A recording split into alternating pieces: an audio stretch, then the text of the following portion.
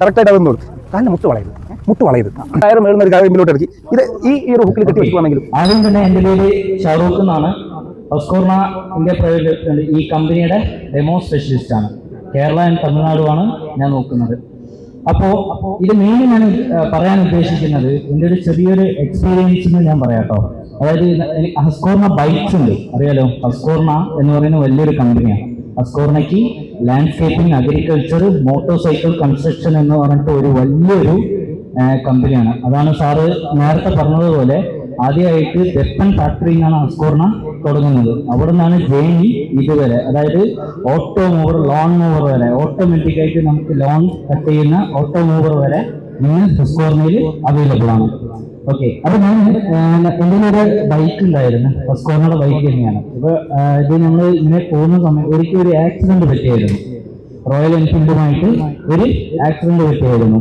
ഇതിൽ ഞാൻ വീഴുന്നത് എങ്ങനെയാന്ന് പറഞ്ഞു വെച്ചാല് ഡയറക്റ്റ് തെറിച്ച് തലയിൽ കുത്തിയിട്ടാണ് വീഴുന്നത്. അതായത് ഞാൻ ഇങ്ങനെ തെറിക്കും ആ ആഘാതത്തിൽ അത്യാവശ്യം സ്പീഡ് ഉണ്ടായിരുന്നു കേട്ടോ.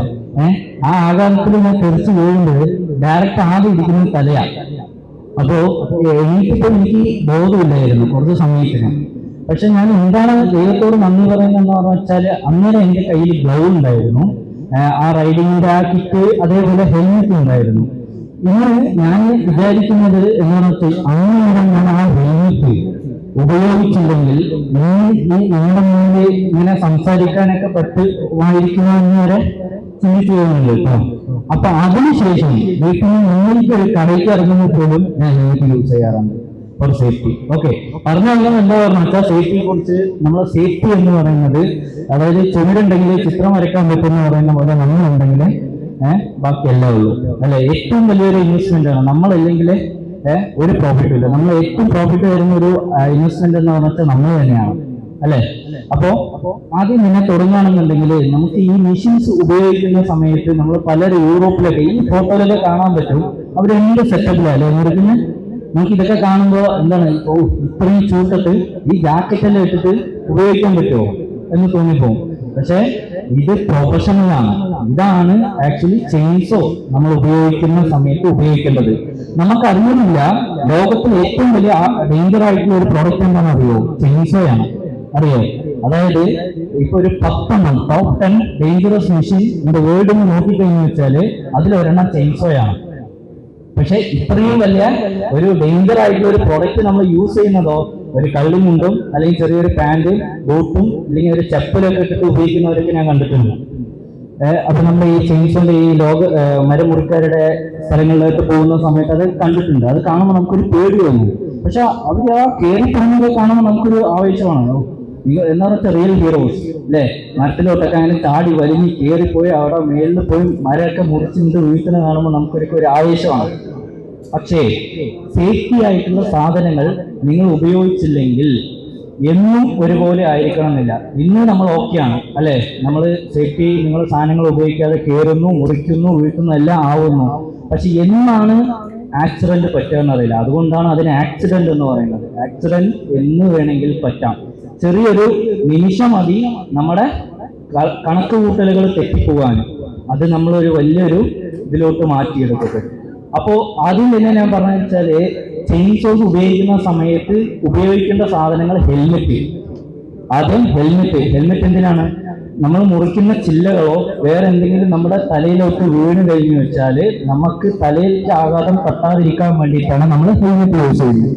ഇത് ഹെൽമെറ്റ് ഇത് നമുക്ക് 2 ടൈപ്പ് പ്ലാസ്റ്റിക് ആണ് ഇതിനകത്ത് വരുന്നത്. അപ്പൊ ഇതിൽ നമുക്ക് ഹെൽമെറ്റ് ഇതിലൊക്കെ അഡ്ജസ്റ്റ് ചെയ്യാൻ പറ്റും കേട്ടോ. നിങ്ങൾ ഇത്രയും സൈസ് ഉണ്ട് നോക്കിയിട്ട് കംഫർട്ടബിൾ ആണോ എന്നാണ് എല്ലാവരും നിങ്ങൾ ആലോചിക്കുക. പക്ഷെ ഇത് കംഫർട്ടബിൾ ആണ്. ഇത് നമുക്ക് ഇത് അഡ്ജസ്റ്റ് ചെയ്യാൻ പറ്റും. ഇത് ടൈറ്റ് ആയിട്ട് നിൽക്കും. ഇത് 2 ടൈപ്പ് ഉണ്ട്. ഫ്രണ്ടിൽ മെഷ് വരുന്നത് കണ്ടില്ലേ. ഇത് നമുക്ക് മുറിക്കാൻ ഒരു ബുദ്ധിമുട്ടുണ്ടാവില്ല. നമുക്ക് വുഡെല്ലാം ജസ്റ്റ് ഡയറക്റ്റ് ആയിട്ട് നമുക്കിത് കാണാനെല്ലാം പറ്റും. ഓക്കെ കണ്ടില്ലേ. എനിക്ക് ഇത് വുഡൊന്നും കാണാൻ ബുദ്ധിമുട്ടൊന്നും ഉണ്ടാവില്ല. ഇതൊക്കെ നിങ്ങൾ നോക്കുന്ന സമയത്ത് ഇവർക്ക് ബുദ്ധിമുട്ടുള്ള പോലെ തോന്നും. കണ്ടില്ലേ, അവർ യൂസ് ചെയ്യുന്ന പോലെ. അതേപോലെ തന്നെ ഇയർ മഫ്ലർ,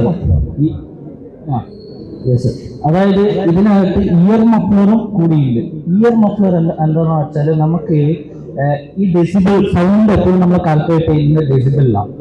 അല്ലെ? ഇത്ര ഡെസിബിൾ, എല്ലാത്തിനും ഒരു ഡെസിബിൾ ഉണ്ട്. ഈ 100 ഡെസിബിളിന് കൂടുതൽ സൗണ്ട് പോയി കഴിഞ്ഞാൽ നമുക്ക് ശരിക്കും പ്രശ്നമാണ്. അത് നമ്മൾ ഡെയിലി കേൾക്കുന്ന സമയത്ത് വൈകിട്ട് വീട്ടിലൊക്കെ പോയി കഴിഞ്ഞാൽ ആ ഒരു മെഷീന്റെ ഇരമ്പം ചെവിക്കകത്ത് നിൽക്കും. നമ്മൾ പടക്കമൊക്കെ പൊട്ടിക്കഴിഞ്ഞു വെച്ചാൽ ആ ചെവി, നമ്മൾ പടക്കം പൊട്ടി കഴിഞ്ഞാലും ആ ഒരു മൂളിച്ച ചെവിക്കകത്ത് ഉണ്ടാവും. എന്തുകൊണ്ടാണെന്നറിയോ? നമുക്ക് താങ്ങാൻ പറ്റുന്ന പരിധി കൂടുതൽ സൗണ്ട് വരുമ്പോഴാണ് ആ സൗണ്ട് ചെവിക്കകത്ത് നിൽക്കുന്നത്. അപ്പൊ ഇത് 100 ഡെസിബിളിൽ കൂടുതൽ സൗണ്ട് വരുന്ന സമയത്ത് നമ്മുടെ ചെവിക്ക് പ്രശ്നം ഉണ്ടാവും. ആ പ്രശ്നത്തെ അവോയ്ഡ് ചെയ്യാനും അതിനെ പ്രൊട്ടക്ട് ചെയ്യാനുമാണ് ഇയർ മഫ്ലർ യൂസ് ചെയ്യുന്നത്. ഇതേ ഹെൽമെറ്റിൽ തന്നെ ഇയർ മഫ്ലർ സെറ്റായിട്ട് വരുന്നത് ഉണ്ട്, ഇനി ഇയർ മഫ്ലർ ഇല്ലാത്തതും ഉണ്ട്. ഇനി ഇയർ മഫ്ലർ വരുന്നതിൽ അതിൽ അഴിച്ചും വയ്ക്കാം. ഓക്കെ, ഇപ്പൊ അതിൽ ആ ഫോട്ടോയിൽ കാണുന്ന പോലെ ഇയർ മഫ്ലർ. അതേപോലെ ഇത് നമുക്ക് എയർ സർക്കുലേഷൻ കാര്യങ്ങളെല്ലാം ഉണ്ടാവും, നമുക്ക് ഹീറ്റോ കാര്യങ്ങളൊന്നും ഉണ്ടാവില്ല, കൂളായിട്ട് തന്നെ നമുക്ക് ഓപ്പറേറ്റ് ചെയ്യാൻ പറ്റും. ഇനി ഏതൊരു സാധനം ആദ്യം ഉപയോഗിക്കുമ്പോൾ ഒരു ചെറിയൊരു ബുദ്ധിമുട്ടുണ്ടാവും അല്ലേ? ഞാൻ ഈ ഷൂ ഒക്കെ നിൽക്കുന്ന സമയത്ത് തന്നെ നിങ്ങൾക്ക് തോന്നുന്നില്ലേ ഇത്രയും വലിയ സാധനം ഇട്ടിട്ട് എങ്ങനെയാണ് ആ ഇതിലേക്ക് മരത്തിന്റെ അടിയിൽ കൂടെ ഒക്കെ പോകുന്നത്? അത് ബുദ്ധിമുട്ട് തോന്നുമെങ്കിലും ആദ്യം ഒന്ന് ഇട്ട് കഴിഞ്ഞ് സെറ്റായി കഴിഞ്ഞ് വെച്ചാൽ പിന്നെ നിങ്ങൾക്ക് ഇതില്ലാതെ പറ്റില്ല. ഓട്ടോമാറ്റിക്കായിട്ട് നിങ്ങൾ ഇത് ഉപയോഗിക്കേണ്ട ഒരു ഇത് വരും. Okay, second glove. ഓക്കെ, ഈ ഗ്ലൗവിന്റെ ഇതെന്താന്ന് പറഞ്ഞു വെച്ചാല് നമ്മൾ മെഷീൻ ഉപയോഗിക്കുന്ന സമയത്ത് മെഷീൻ ഒരു വൈബ്രേഷൻ ഉണ്ടാവും അല്ലെ? ഈ മെഷീൻ സാധാരണ വൈബ്രേഷൻ ഇല്ലാതെ ബെൻസോ BMW ഒന്നുമല്ലല്ലോ. ഈ സാധനം സ്റ്റാർട്ട് ചെയ്ത വൈബ്രേഷൻ കൈക്ക് ഫീൽ ചെയ്യും. ഇത് എന്ത് ചെയ്യും പറഞ്ഞു വെച്ചാൽ ഞങ്ങൾക്ക് പഠിക്കാനുണ്ട്. ഇത് വൈറ്റ് ഫിംഗേഴ്സ് എന്ന് പറയും. ഈ ഇതിലൊരു രോഗമാണ് ഈ വൈറ്റ് ഫിംഗേഴ്സ് എന്ന് പറയുന്നത്. നമ്മുടെ ഈ കൈയിനകത്തുള്ള ഈ പരിപ്പുള്ള ഭാഗത്തോട്ട് പിടിക്കുന്ന സമയത്ത് ബ്ലഡ് സർക്കുലേഷൻ എന്ത് ചെയ്യും? ഇവിടെ ബ്ലഡ് സർക്കുലേഷൻ ഇല്ലാതാവും. ഈ തരിപ്പുള്ള സമയത്ത് ബ്ലഡ് മൊത്തം ഇവിടെ ഇല്ല, ഇത് മൊത്തം ഇല്ലായി. ഈ ബ്ലഡ് സർക്കുലേഷൻ ഇല്ലാതാകുമ്പോൾ എന്താവും? കൈ തരിപ്പാവും. വൈകിട്ട് ഇപ്പോൾ നോക്കിക്കഴിഞ്ഞാൽ വെച്ചാൽ പലർക്കും ഉണ്ടാവാം, ചിലപ്പോൾ അവർ കൂട്ടാക്കാതെ ഇരിക്കാം. പക്ഷേ പ്രൊഫഷണലായിട്ട് നിങ്ങൾ ഉപയോഗിക്കുന്ന ആളാണെങ്കിൽ 10, 20, 30 വർഷം നിങ്ങൾ വാൾ ഉപയോഗിച്ച് വരുമ്പോൾ ഫ്യൂച്ചറിൽ നിങ്ങൾക്ക് അതായത് തരിപ്പ് പോലെയുള്ള രോഗങ്ങൾ വരാം. ഇതിനെ വൈറ്റ് ഫിംഗർ എന്നാണ് പറയുന്നത്. ഇത് അവോയ്ഡ് ചെയ്യാൻ വേണ്ടിയിട്ടാണ് ഗ്ലൗ യൂസ് ചെയ്യുന്നത്. ഓക്കെ, അപ്പോൾ അതുപോലെ നമുക്ക് ഈ ഗ്ലൗ ഇല്ലാതെ നിങ്ങൾ യൂസ് ചെയ്യുന്ന സമയത്ത് നിങ്ങൾ യൂസ് ചെയ്യാം, ഉപയോഗിക്കാം. പക്ഷെ ഫ്യൂച്ചറിൽ ഈ ഒരു പ്രോബ്ലം അവോയ്ഡ് ചെയ്യാൻ വേണ്ടിയിട്ടാണ് ഗ്ലൗ മസ്റ്റായിട്ട് നിങ്ങൾ യൂസ് ചെയ്യണം.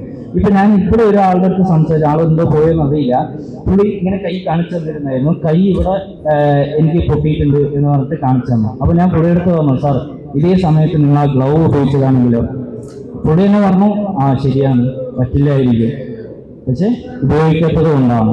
ഓക്കെ, അപ്പൊ ഗ്ലൗ എന്ന് പറയുന്നത് ഒരു ഇമ്പോർട്ടന്റ് ആണ് കേട്ടോ, അത് ചെയ്യണം. പിന്നെ അടുത്തത് മൂന്നാമത്തെ ഷാർട്സ് ഒന്ന് കാണിച്ചു തരാം. ഇതാണ് ഷാർട്സ് കേട്ടോ. ഞാൻ ഇതൊന്ന് വേറെ ഇട്ടോട്ടെ ഇട്ട് കാണിക്കട്ടെ. അതായത് ഇത് നമുക്ക് നോക്കുമ്പോൾ എന്താണ് ഇറച്ചുവട്ടം നിൽക്കുന്ന പോലെ ഉണ്ടാവുന്ന, ജസ്റ്റ് സിമ്പിളായിട്ട് തന്നെ സെറ്റ് ചെയ്യാം കേട്ടോ. ഇത് വലിയ റിസ്ക് ഉള്ള കാര്യമൊന്നുമില്ല. ജസ്റ്റ് 2-3 ഇതുണ്ട്, ക്ലിപ്പ് ഉണ്ട്. അത് ഇട്ട് കഴിഞ്ഞാൽ ഇതൊരു പാൻറ് പോലെയായി.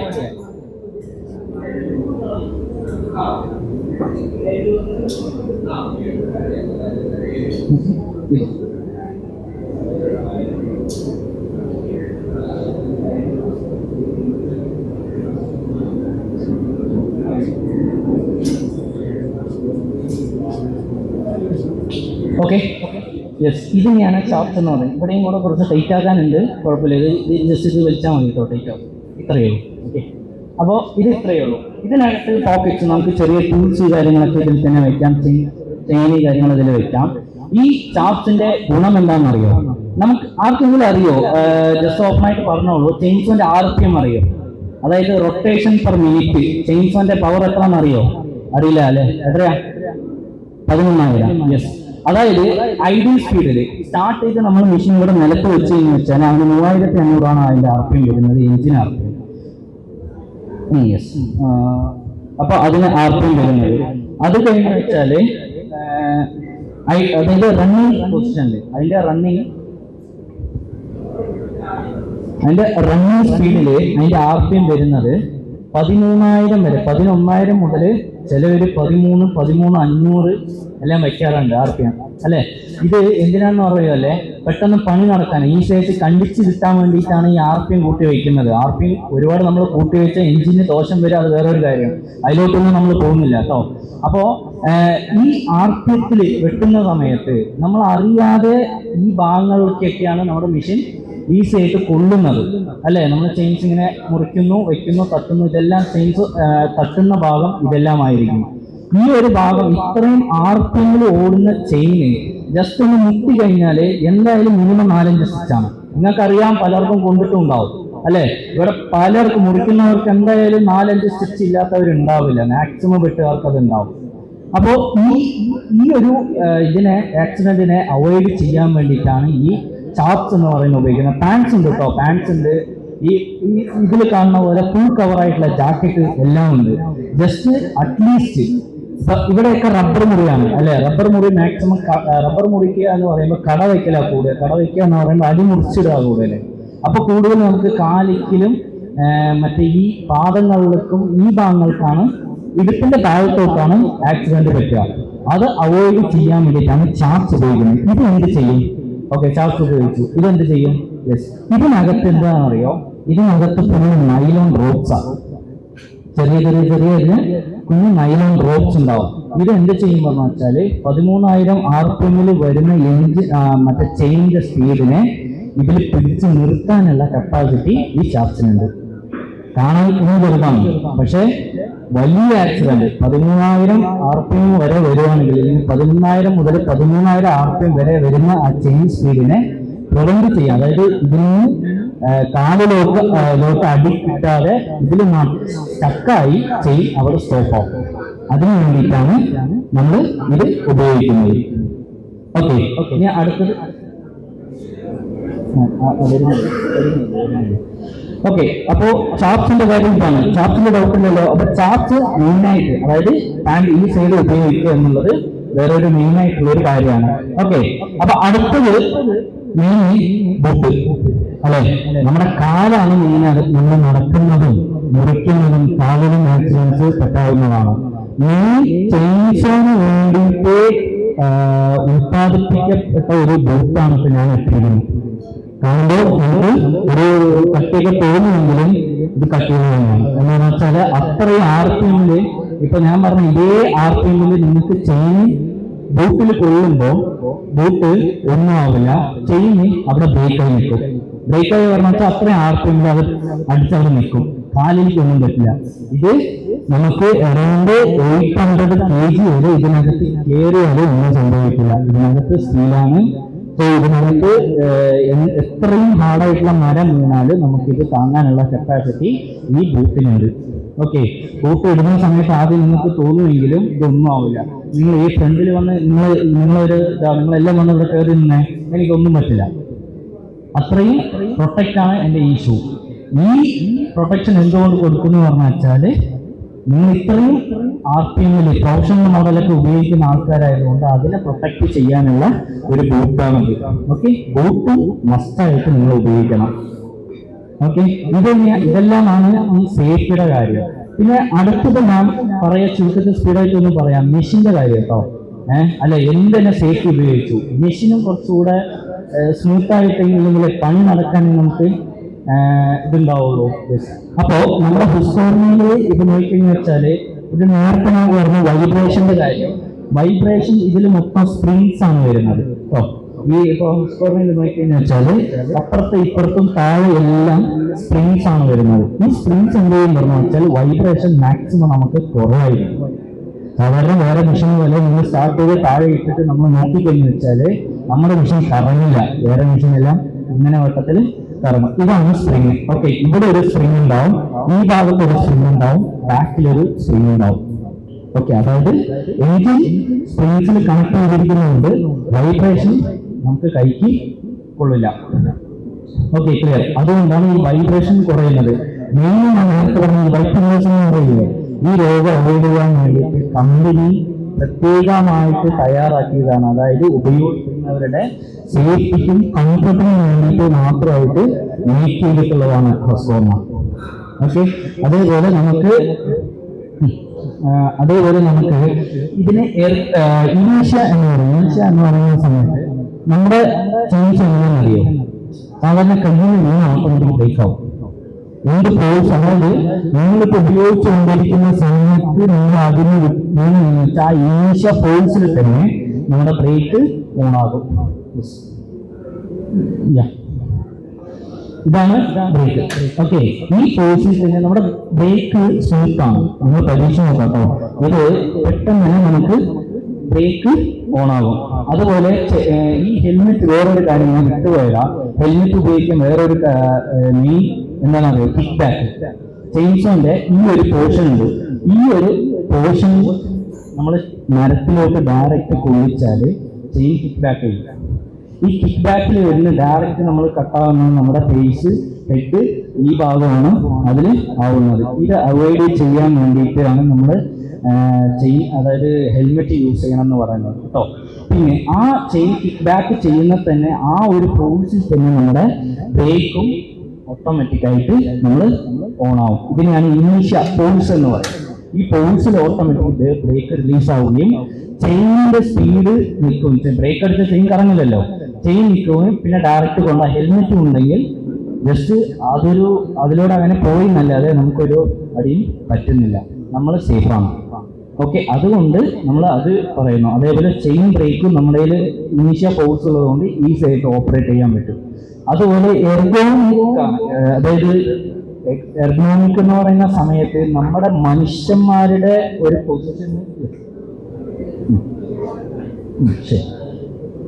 Yes, okay. അപ്പോൾ നമുക്ക് യൂസ് ചെയ്യാൻ പറ്റുന്ന ഭാഗത്ത് മനുഷ്യന്മാരുടെ ഒരു നേച്ചർ ഉണ്ടല്ലോ, കയ്യും കാലും എന്നൊക്കെ പറഞ്ഞ ആ ഒരു ഇതിലേക്കാണ് ചെയ്യുന്നത്. നമ്മുടെ ചെയിൻസ് ഏതൊരു സ്പീഡിലും എല്ലാ ആംഗിളിലും യൂസ് ചെയ്യാൻ പറ്റും. ഫ്രണ്ടും ബാക്കും ഈക്വൽ വെയിറ്റ് ആയിരിക്കും. ഓക്കെ, അതേപോലെ ചെയിൻ ക്യാച്ചർ ഉണ്ട്. നിങ്ങൾക്ക് എത്ര സ്പീഡിൽ കട്ട് ചെയ്താലും ആ ചെയിൻ കട്ടായി വന്നാലും നമുക്ക് നേരിട്ട് കൊള്ളാതെ ചെയിൻ ക്യാച്ചർ ക്വാളിറ്റി ഉള്ളത് കൊണ്ട് അതിൽ കറങ്ങി നിൽക്കും. ഓക്കെ, അപ്പൊ ഇത്രയേ ഉള്ളൂ. ഞാൻ കൂടുതൽ എക്സ്പ്ലെയിൻ ചെയ്യുന്നില്ല, അതൊക്കെ വലിയ വലിയ ടോപ്പിക്കിലോട്ട് പോകും. നിങ്ങൾക്ക് കുറെ കാര്യങ്ങൾ ഉപകാരപ്പെട്ടെന്ന് വിചാരിക്കുന്നു. യെസ്, അതെ അതെ, ഒരു മെയിൻ ലോഗറിമൊക്കെ നമ്മൾ വെക്കുന്നുണ്ട്. അതിൽ സ്പെഷ്യലായിട്ട് നിങ്ങൾക്ക് ഇതിന്റെ ചെയിനിന്റെ, അതായത് എഞ്ചിന്റെ വർക്കിംഗ് മുതൽ ഇത് എന്താണ് ഇതിനകത്ത് സംഭവിക്കുന്നത്, ഏതെല്ലാം മരങ്ങൾക്ക് ഏതെല്ലാം ചെയിൻ ഉപയോഗിക്കാം, എത്ര സൈസ് ചെയിനുകളുണ്ട്, എത്ര ടൈപ്പ്, എന്താണ് എഞ്ചിൻ നടക്കുന്നത്, ഇതിന്റെ അസ്കോർണ എഞ്ചിൻ എന്താണ് ക്വാളിറ്റി പ്രത്യേകിച്ച്, ഇങ്ങനെ എല്ലാം ഡീപ്പായിട്ട് പറഞ്ഞുതരും കേട്ടോ. അപ്പൊ നമ്മൾ ബോർഡ് എടുക്കുന്നില്ല, അപ്പൊ അവസാനിപ്പിക്കാം.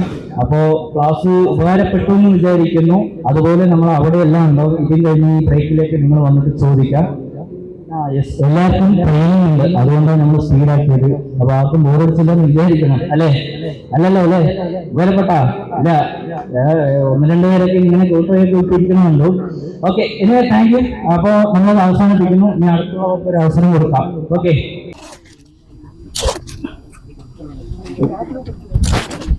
കറക്റ്റായിട്ട് അത് നിന്നോളും. കാലിന് മുട്ട് വളയരുത്. ടയർ മേളുന്ന ഒരു കമ്പിലോട്ട് ഇറക്കി ഇത് ഈ ഒരു ഹുക്കിൽ കെട്ടി വെച്ചിക്കുവാണെങ്കിലും